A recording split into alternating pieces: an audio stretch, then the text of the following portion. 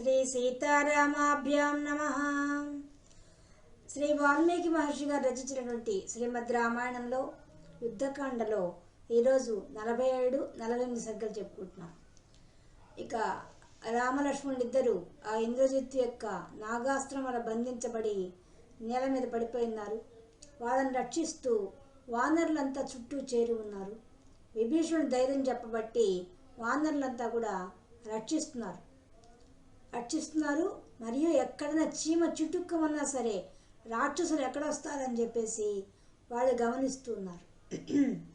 అలా ఉన్నప్పుడు ఇక్కడ రావణాసురుడు అంతా లంకా నగరం అంతా చాటింపు వేయించేశాడు. రామలక్ష్మణుడు ఇద్దరు ఇంద్రజిత్తు చేతిలో మరణించారని చెప్పేసి మనం విజయం సాధించామని చెప్పి చాటింపు వేశాడు. వెంటనే వాడు ఇంద్రజిత్తుని పంపించేసేసి సీతామాత దగ్గర రక్షణ భటులుగా ఉన్నటువంటి ఆ రాక్షస స్త్రీలందరినీ పిలిపించేసి వాళ్ళతో అంటున్నాడు, ఓ రక్కసులారా, మీరు ఆ సీతను తీసుకొని పుష్పక విమానం ఎక్కి రామలక్ష్మణుడు చనిపోయిన ప్రాంతానికి వెళ్ళి ఆమెకు చూపించండి. ఇంద్రజిత్తు వల్ల ఆ రామలక్ష్మణుడు ఇద్దరు హతులయ్యారు కాబట్టి ఆమెకు చూపించండి. ఇక నాకు ఆమె వశమవుతుంది. ఇప్పటిదాకా వాళ్ళ అండదండలు చూసుకొని రాముడు వస్తాడనే ఆశతో ఆమె ఇంతవరకు నన్ను నిర్లక్ష్యం చేసింది. ఇక అలంకారాలు చేసుకొని నా దరి చేరుతుంది అని ఆశతో చెప్తున్నాడు వాళ్ళకి. చెప్పి వెంటనే మీరు బయలుదేరండి, పుష్పవిమానం తీసుకొని ఆమెను తీసుకెళ్ళి చూపించండి అని చెప్పాడు. ఆ రాక్షస స్త్రీలంతా కూడా వెంటనే పుష్పవిమానం దగ్గర పోయేసేసి ఆ విమానం ఎక్కి ఆ అశోకవనాన్ని పోయేసి అక్కడి నుంచి సీతామాతను ఎక్కించుకొని ఆ పుష్పక విమానంలో నేరుగా రామలక్ష్మణుడు ఉన్న ప్రాంతానికి తీసుకొచ్చారు. రాగానే అక్కడ చూస్తూ ఉన్న సీతామాత కిందంతా వానర సైన్యం అంతా ఎంత ఉందో చూస్తున్నాం. ఒక్కసారిగా ఆ రాక్షసులంతా సంతోషంతో కేరింతలు కొడుతున్నారు. వాళ్ళని చూసింది. ఇంకా ముందుకు పోయేసరికి ఆ రామలక్ష్మణుడు పడిపోయినారు. వాళ్ళిద్దరి చుట్టూ అనేక మంది వానరులు కూర్చొని దుఃఖంతో ఉన్నారు వాళ్ళంతా. అటువంటి దీనవదనలో ఉన్నటువంటి వాళ్ళందరినీ గమనించింది ఆమె. గమనించేసరికి ఒక్కసారిగా అర్థమైపోయింది వాళ్ళిద్దరు మరణించి ఉంటారని ఆమె అనుకొని వెంటనే పెద్దగా ఏడ్చేసింది ఆమె. ఏడ్చేసి అంటోంది, అయ్యో నా కోసం వీళ్ళు దండకారణ్యం అంతా వెతికి వచ్చి ఈ అపారమైన సముద్రాన్ని దాటి వచ్చి గోష్పాదమంతా రాక్షసుల చేతిలో మరణించారా వీళ్ళిద్దరు ఎంత గొప్ప యోధులు. వీళ్ళకి తెలియని శస్త్రాస్త్రం ఉన్నాయి. అసలు అమోఘమైన శస్త్ర విద్యలు తెలుసు వీళ్ళకి. అటువంటి వాళ్ళు బ్రహ్మశిరము అటువంటి అన్ని తెలిసిన వాళ్ళు. వీళ్ళ ముందు ఎవరు నిలబడలేరు అసలు. అటువంటిది ఇంత దూరం వచ్చి ఇటువంటి వాళ్ళ చేతిలో ఇంద్రజిత్తుల చేతిలో ఓడిపోయాయంటే బాధ వచ్చేస్తుంది ఆమెకి. ఆమె చెప్తోంది అన్నమాట. అసలు రాముడి ముందు నిలబడగల వాళ్ళని ఎంత వేగంగా ఉన్న శత్రువైనా సరే రాముడి కంటపడితే రాముడిని ఎదిరించగల వాడు ఎవరు లేరు. అంటే కంటపడకుండానే యుద్ధం చేశారనే విషయం ఆమె స్పష్టంగా తెలుసుకున్నది అని చెప్తున్నది అన్నమాట. అనేసేసి ఆమె పెద్దగా దుఃఖిస్తూ తనకు ఆ వేదంలోంచి వచ్చిన మాటలు చెప్తోంది. నన్ను దైవజ్ఞులంతా సాముద్రిక శాస్త్రవేత్తలంతా కూడా నా చిన్నప్పుడు నా యొక్క సాముద్రిక లక్షణాలు చూసి నేను గొప్ప స్త్రీని అవుతానని చెప్పి దీర్ఘ సుమంగళిని అవుతానని చెప్పి దీవించారు. అయ్యో ఇది వాళ్ళు చెప్పిందంతా ఈరోజు అబద్ధం అవుతుందా, అసత్యం కాబోతుందా ఏంది? ఇంకా అశ్వమేధాది యాగాది క్రతువులు కూడా నా భర్తతో కలిసి నేను చేస్తానని చెప్పి నా చిన్నప్పుడే దైవజ్ఞులు చెప్పారు. కానీ ఆ మాటలన్నీ ఈరోజు ఏమైనాయి?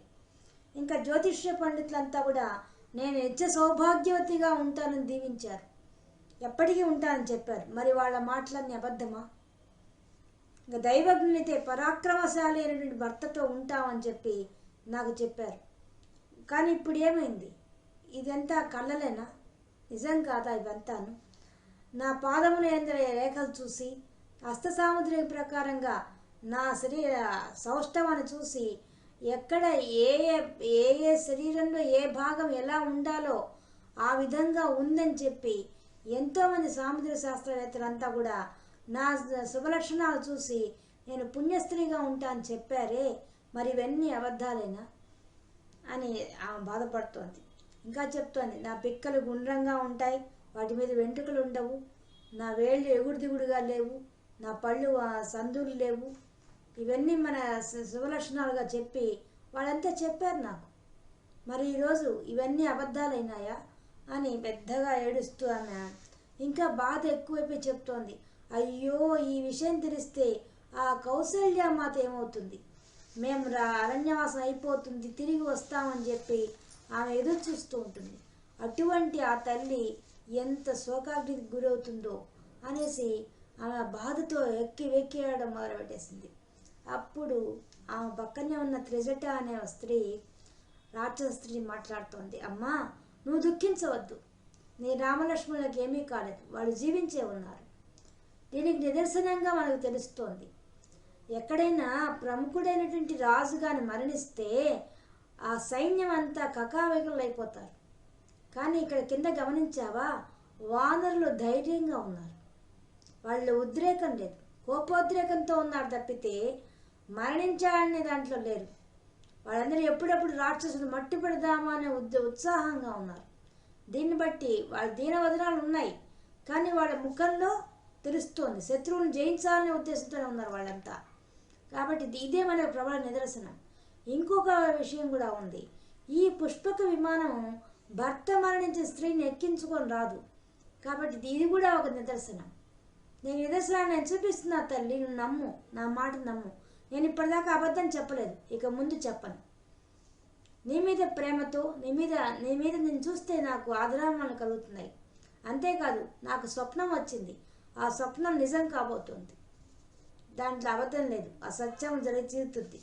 కాబట్టి దీనివన్నీ మనం గమనించినట్టయితే వాళ్ళిద్దరు బతికే ఉన్నారు.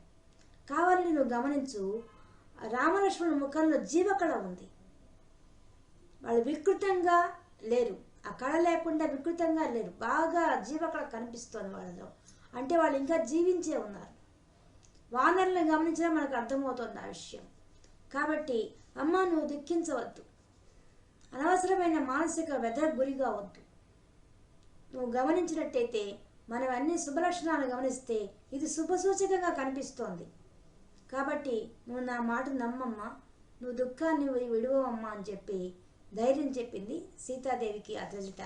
అప్పుడు సీతాదేవి అంటోంది, ఓ త్రిజట, నువ్వు పలికిన మాటలు సత్యం అవుగాక, అంతకంటే భాగ్యం లేదు అనగానే అనేసి ఇంకా ఆ పుష్ప విమానము మళ్ళీ తిరిగి లంకా నగరంలో ప్రవేశించి ఆ అశోకవనానికి పోయేసేసి అక్కడ వాళ్ళని దిగేశారు. దిగిన తర్వాత ఇంకా సీతామాతకు దుఃఖం ఎక్కువైపోయింది. ఎంత ఆపుకుందామన్నా, ఎంత త్రిజట చెప్పినా ఆమె ఆ దృశ్యాన్ని చూసింది కదా, వాళ్ళిద్దరు పడిపోయిన నేల మీద పడిపోయి రక్తసిక్తమైన వాళ్ళని చూసింది కదా, ఆ దృశ్యాన్ని ఊహించుకొని ఆమె చాలా బాధకు గురైంది అనడంతో ఈ 48వ సర్గ పూర్తయింది. మనం 49వ సర్గతో రేపు కలుసుకుందాం. అంతవరకు సెలవు. రామార్పణ.